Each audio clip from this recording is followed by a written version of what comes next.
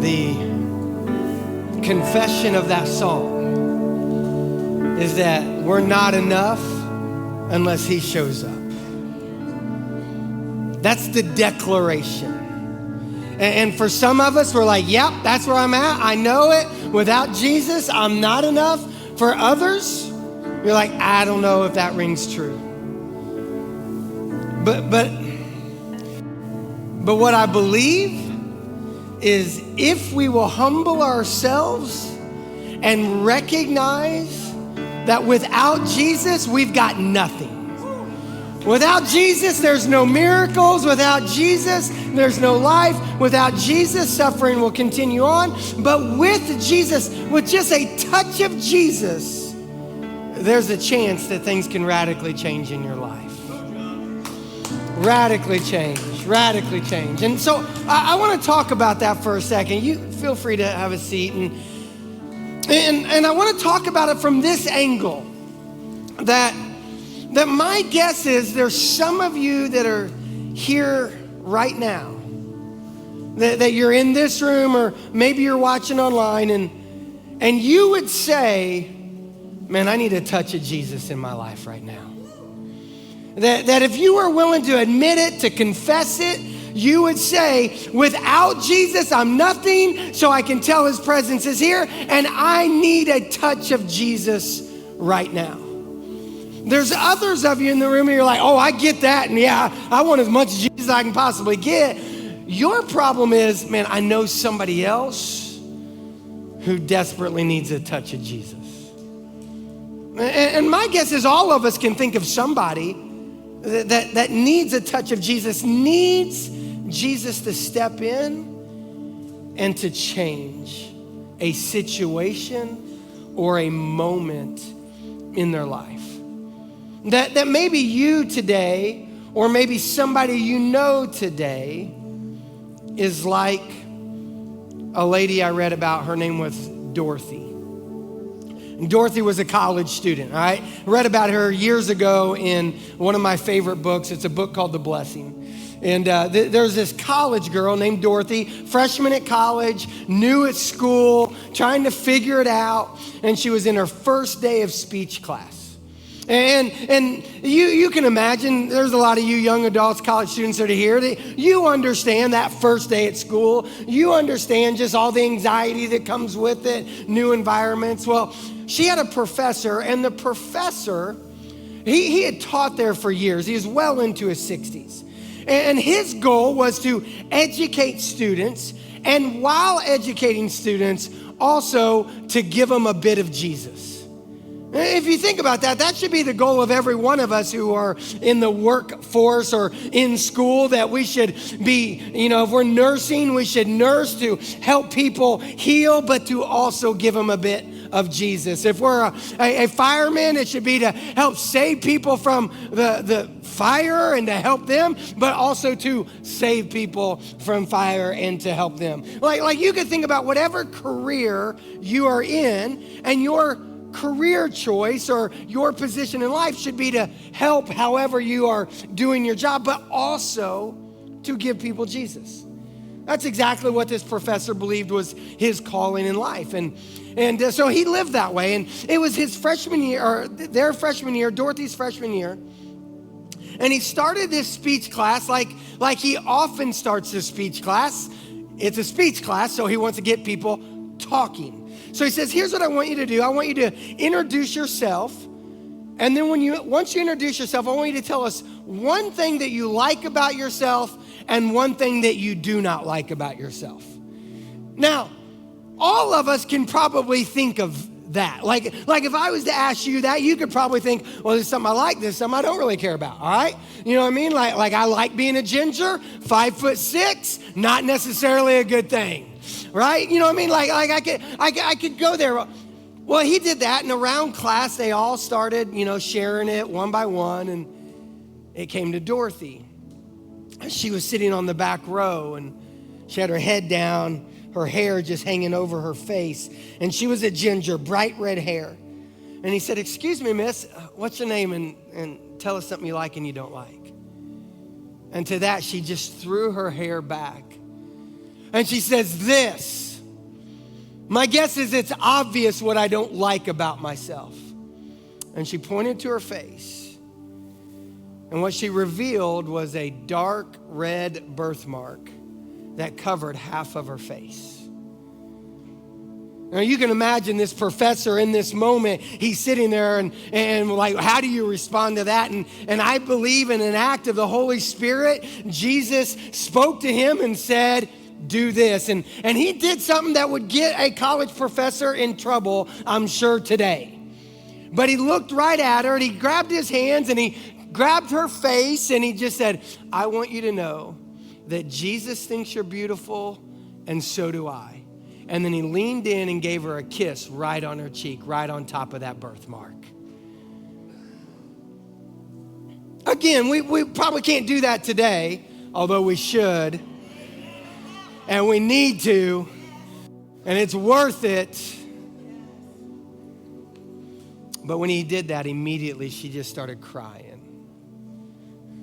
Eventually, she reported to him, she said, no one has ever touched my birthmark, not even my mom, and no one has ever told me I'm beautiful. Thank you. Not about me right now, though. That girl that day got a touch of Jesus, and it changed her life.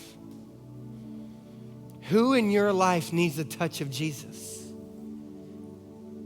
Or maybe you need a touch of Jesus. And what I want to do today is just in a real simple way, is I want to open up God's word. I want to look at a story and I want us to see how we can get a touch of Jesus.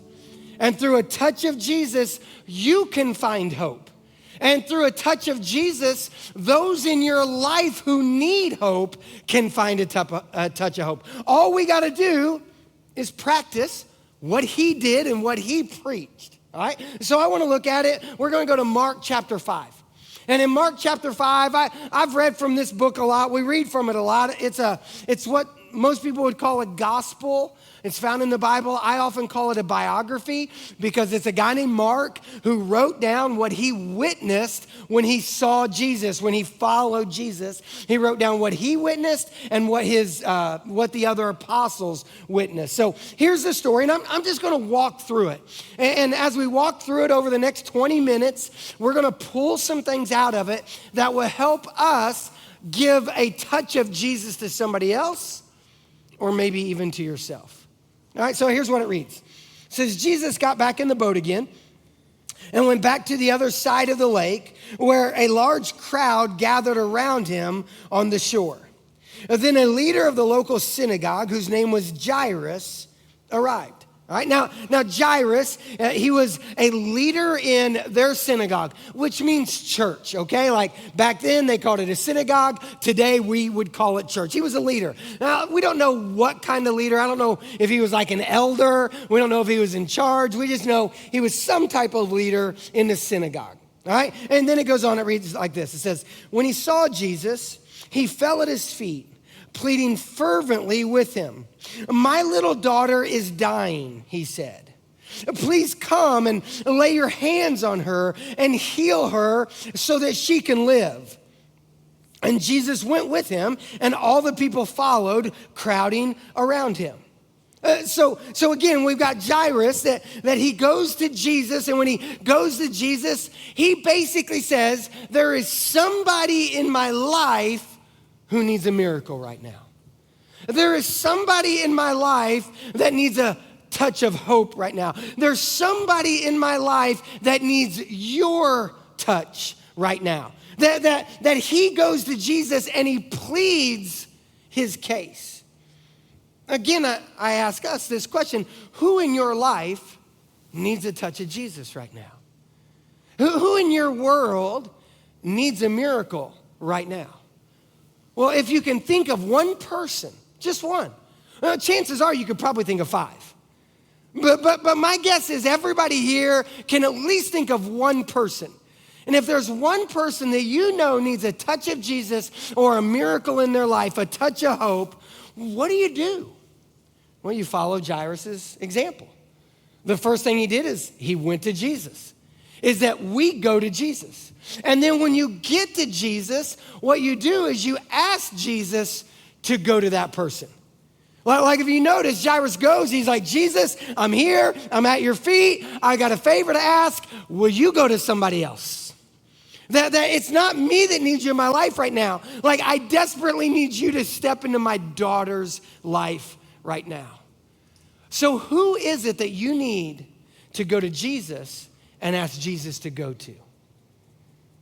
Like who can you think of? You go, Jesus, I need you to go to them. Maybe it's a child. Maybe you're a parent here and you've got a child who is sick or is ill. Maybe you've got a child who's going through just some hardships right now, just dealing with junk in their life. Maybe you've got a child that has had something bad happen recently. Maybe you have a child who's maybe a little bit older and you would call them a wayward child, meaning that they used to have faith in Jesus, but recently they've lost their hope. They've lost their faith, that they aren't practicing a relationship with Jesus right now. Maybe you would think about that child and say, Jesus, I desperately need you to go to them. I've talked and prayed with enough of y'all. I know those are some real situations in your life that you're like, Jesus, I need you to go to my child. Or maybe for you, it's, I need you to go to my parents. Maybe for you, you're like, Jesus, I need you to go to my dad because he's absent. Like you might be thinking about your dad being absent. Maybe he's truly absent, like he's not even involved in your life right now. And you're like, Jesus, I want you to go to him. Or maybe he lives under the same roof, but he's just absent, that he's just not a part of your life. Maybe what you need to do today is say, Jesus, will you go to my dad? Or maybe it's, Jesus, will you go to my mom? And maybe it's because your mom, the way that she's coping with life is with a bottle of wine every night. And that's just how she drowns out her world. And you're like, Jesus, I just need you to go to my mom. Or maybe you're young and you see your mom and dad and you see the writing on the wall and it looks like divorce is getting ready to happen.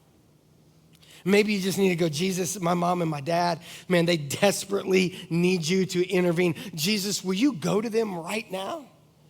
And maybe you're older and your parents are older and they're ailing. Maybe they've got a health crisis going on. You're like, Jesus, will you go to my mom or my dad? And maybe it's your spouse.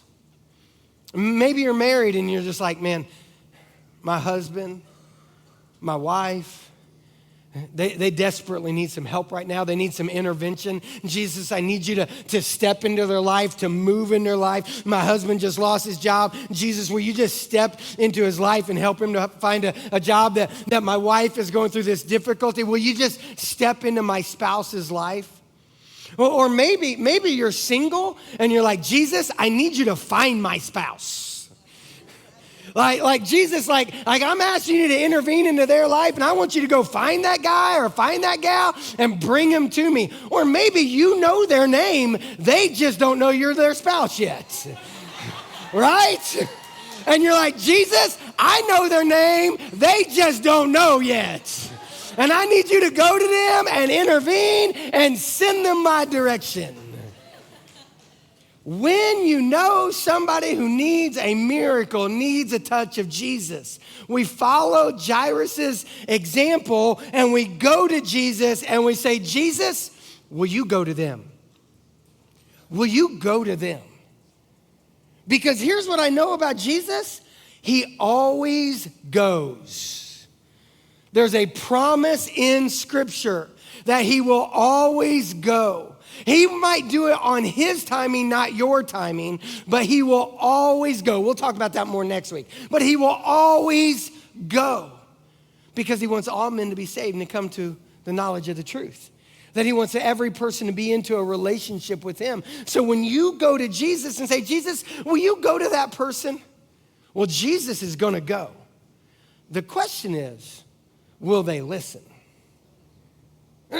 Let's go back to the story. It'll read like this. It says this. When he was still speaking to her, all right? Now, pause.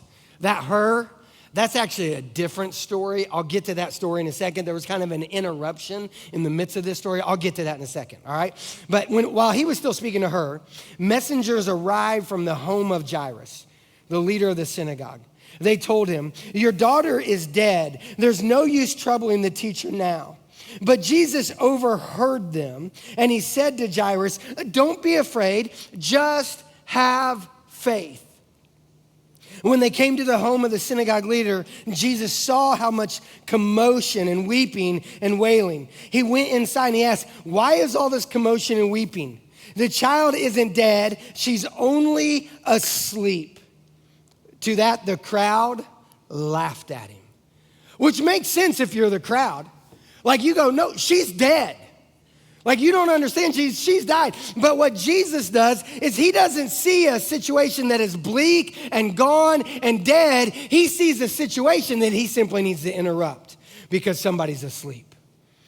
Which takes me back to those situations I brought up earlier. Are you looking at your marriage saying it's dead? Or does it just need an intervention of Jesus? Are you looking at your child and saying it's bleak? Or do they just need Jesus to step in? That too many times we look at our life situation and say, well, there's no hope. There's no way. That it's all over, that there's no chance. Well, this, if anything, looks like there's no chance. But Jesus stepped in and said, "Nope, we're going to do some work here." So when things look bleak, when things look hopeless, do you still have hope? And do you still have faith that Jesus can move on behalf of somebody else? Let me go back to the story. It reads, "But he made them all leave. And he took the girl's father and mother and his 3 disciples into the room where the girl was lying. Holding her hand, he said to her, 'Talitha cum,' which means, 'Little girl, get up.' And the girl, who was 12 years old, immediately stood up and walked around." Immediately walked around. That Jesus stepped into a situation and he grabbed this girl by the hand. He gave her a touch of Jesus. And through a touch of Jesus, he said, "Little girl, get up." Now, I often wonder how he said that. All we know is he just says, "Talitha cum," little girl, get up. Like, was he like, "Hey, little girl, get up"? Well, she's 12, and y'all have had to wake up a 12-year-old every now and then. Like maybe it's like, "Hey, get up." My guess was, though, it was more like a parent grabbing him by the hand going, "Hey, little girl, it's time to get up." You ever woken a child like that? And the next thing you know, their eyes open, they start to move around. I just picture in this moment, this 12-year-old girl, through a touch of Jesus, she heard what he said and she got up. And guys, that's the secret of it. Like I said, this story gives us a perfect example of if you need somebody in your life to have a touch of Jesus, if there's somebody in your life who needs a miracle, needs a hope of Jesus, then just follow Jairus' example. Follow the example of the story. You go to Jesus, you ask Jesus to go to the girl, to go to the person, and then you pray. Catch this. Then you pray that they'll hear his voice and get up and obey. That's the secret. Because you can't tell them to get up and obey. Well, like we can't do somebody else's part. Remember, our part, go to Jesus. Jesus' part, go to them. Their part, to listen and obey. And we can't have anybody in our life who needs a miracle. We can't make them listen and obey. But what we can do is pray that they will listen and obey. Pray that they will hear the voice of Jesus and get up and do what he says. That's what we need to be praying for. And here's the beautiful thing. The more you pray over and over and over, the more you say, "Jesus, will you go to them?" And Jesus, I pray that they will respond to your voice. Jesus, will you go to them? And I'm going to ask and I'm going to pray that they will hear you and that they'll do it. The more you pray that, it will also transform you. Because the more you pray that, next thing you know, you're going to find yourself in a situation where you're with that person and you're like, "I wonder if I should bring something up right now." Well, the more you've been praying about it, the more you're going to see the divine opportunities that God is like going to them and saying, hey, I want you to listen. And then maybe he uses you to speak into the situation. So if you have somebody in your life that needs a miracle, that needs a touch of Jesus, go to Jesus, ask Jesus to go to them, and then pray that they will listen and respond. But here's an interesting question. What if it's you that needs the miracle? Like so far, all I've been talking about is other people. So we're all off the hook kind of right now. But what if you're the one that needs the miracle? Well, here's the reality. The system, the steps are all the exact same. And we'll see that by the story that I mentioned earlier, the one that was kind of the interruption. See, there was an interruption in the middle of the story, and it was by a lady who approached Jesus while he was heading to Jairus' house. Let's read her story. It says this. It says, a woman in the crowd had suffered for 12 years with constant bleeding. She had suffered a great deal from many doctors, and over the years she had spent everything she had to pay them. But she had gotten no better. In fact, she'd gotten worse. Now I gotta speak into this, and I really don't want to explain this. I really need a female to get up here and explain this. Like one of you ladies want to take over? No, thank you. Any of you ladies want to step into her situation and bleed for 12 straight years? No, thank you, right? And for those of you who haven't caught on yet, the lady was bleeding for 12 years, and it wasn't because she had a fingernail bleeding or an elbow bleeding. That she had, well, I'm going to leave it there. That, here's what I want you to catch. Think about how difficult this would have been. You ladies get it. That like you would say, it's bad enough once a month. Imagine 12 straight years. No relief. 2,000 years ago, before they had invented feminine products, Midol, Advil, and all of those things. There's the physical suffering. There's also the emotional suffering. What's wrong with me?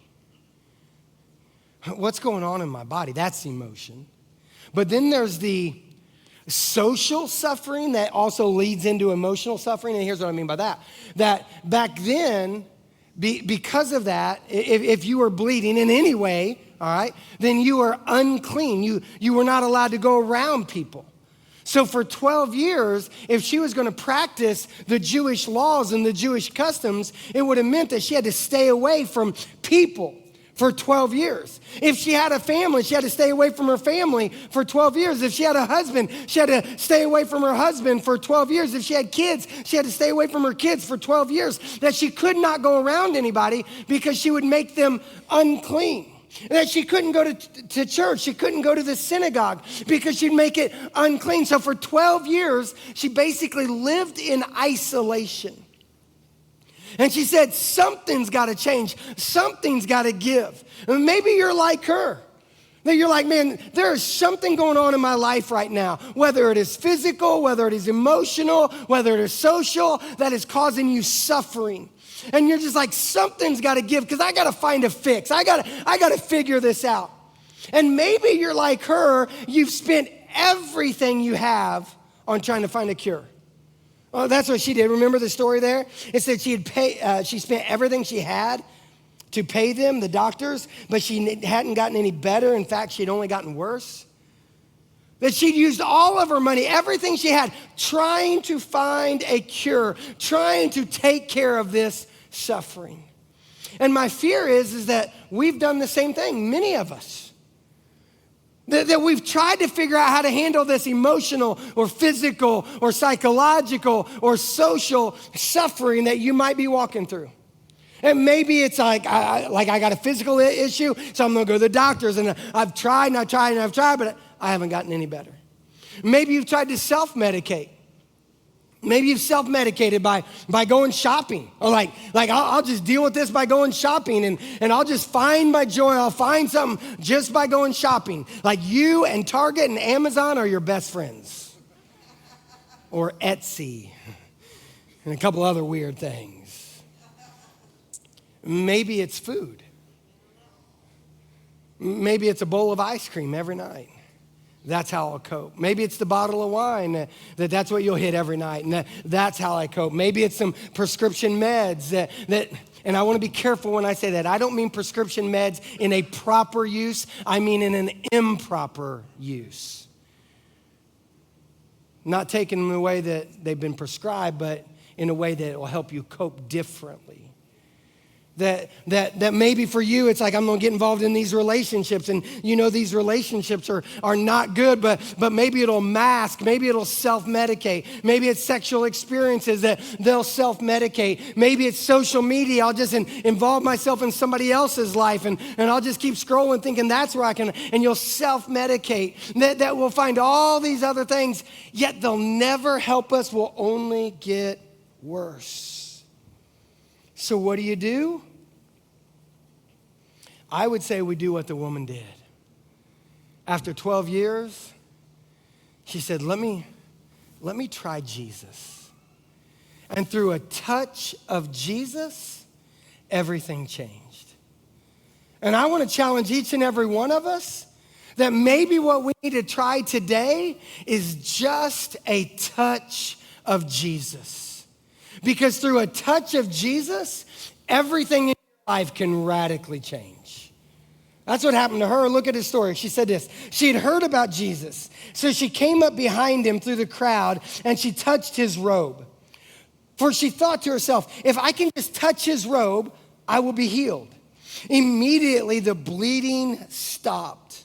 And she could feel in her body that she'd been healed from this terrible condition, that she broke every rule, every Jewish law. She's like, I don't care that I'm not supposed to be around people. She went after Jesus. And I imagine she bumped into all kinds of people as she was trying to get there, but she's like, I've got to get to Jesus. And when she touched his cloak, immediately life changed. And keep reading, it reads like this.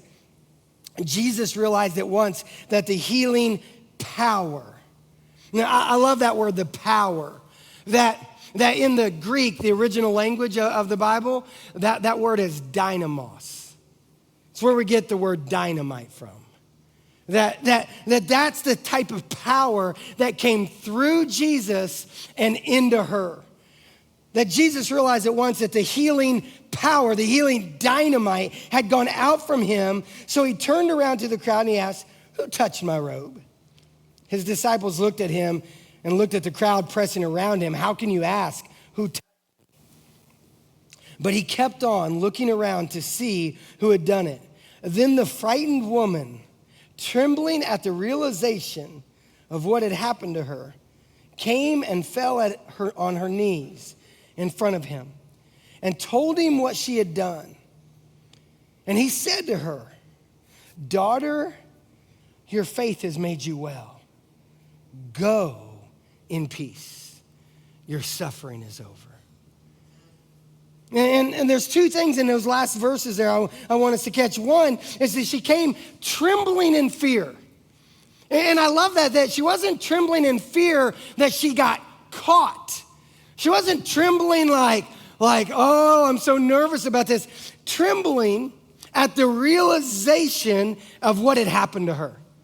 Meaning that she understood, wow, his power just came into my life like he is truly who he says he is, because I am now walking proof of the miracle because I have felt his power in me. And she trembled because she recognized, wow, he truly is the Son of God. He is the Holy One. He is the Messiah. And then Jesus looked at her and said, go on your way. Get up. Go in peace. Your suffering is over. And I want us to see how that works. That when you give Jesus a try, when you say, I'm going to quit trying all these other things, I'm actually going to try Jesus. Just a touch of Jesus can change your life. And you can ask people around you, they'll be proof of that. You don't have to look any further than our Regen ministry to see it. All right? Like there's several of you I know who are very active in our Regen ministry. And if you don't know what Regen is, it's a discipleship program that we offer here on Tuesday nights. And it's discipleship based. It is Jesus, like come and connect with Jesus. And while you do that, walk through a 12-step process. And we see people all the time at Regen. When they come in, they're at the bottom of the barrel. They're at the end of the rope. They're at their wits' end. And they're saying, I've tried a bunch of stuff and nothing's working. I gotta try something else. We see the same thing happen at our J. Reuben Long ministry.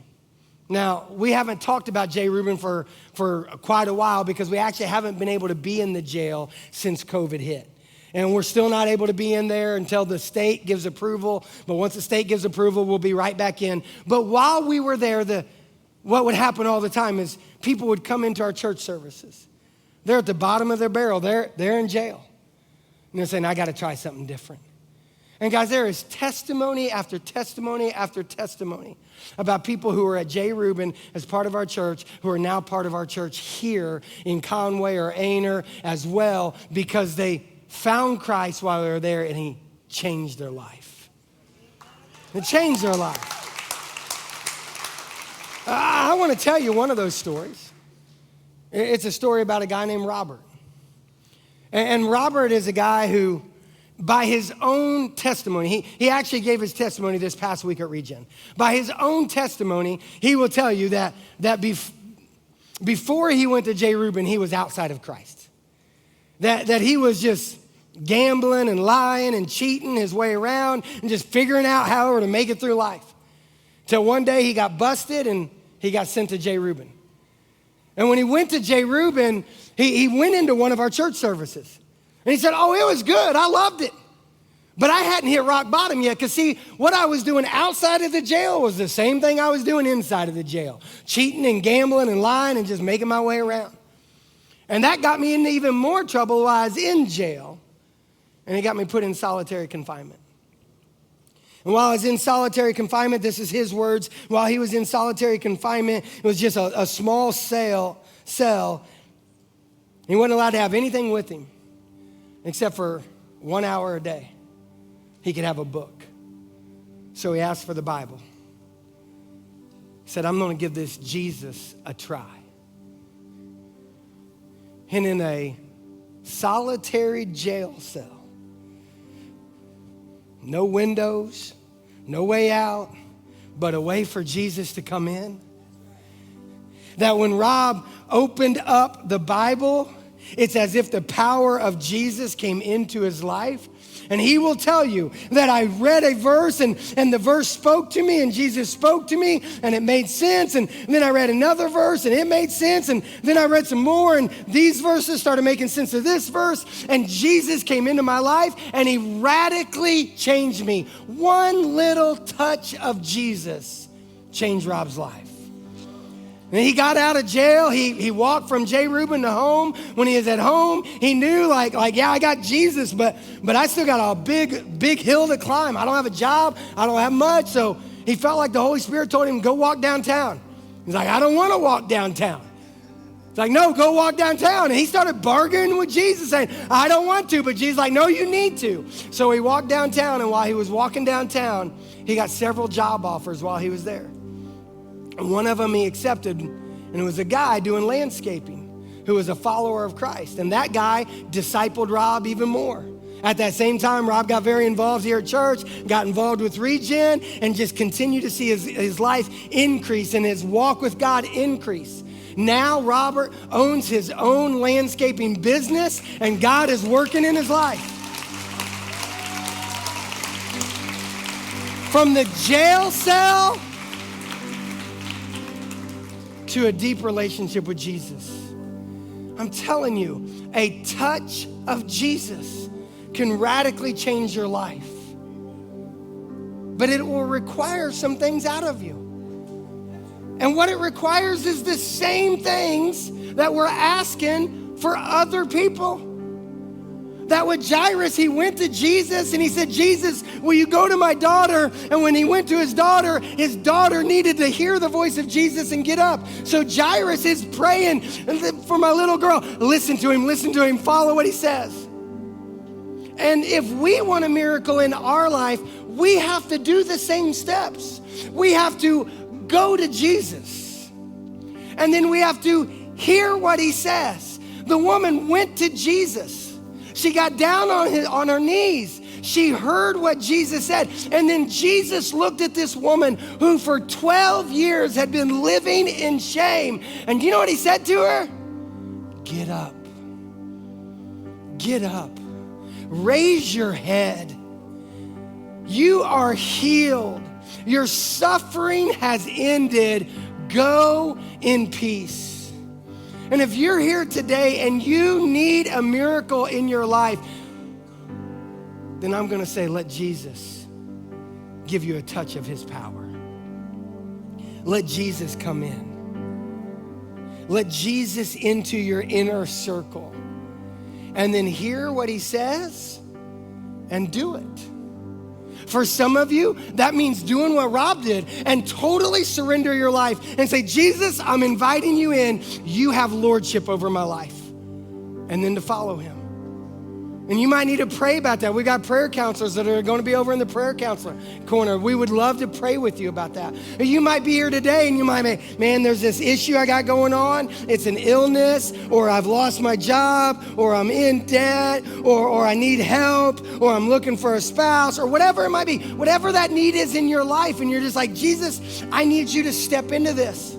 Then I'm going to invite you. Step over to the prayer corner and pray with somebody about that. Step up to communion, which is on the right side and the left side of stage, and take communion and spend some time with Jesus. Maybe you're here and you're just like, man, my parents desperately need a miracle. My roommate desperately needs a miracle. These people need a miracle in my life. Then I'm gonna invite you to step over to the prayer corner and let us pray with you. See, here's the beauty of the moment. This isn't just a sermon that we hear and then we leave.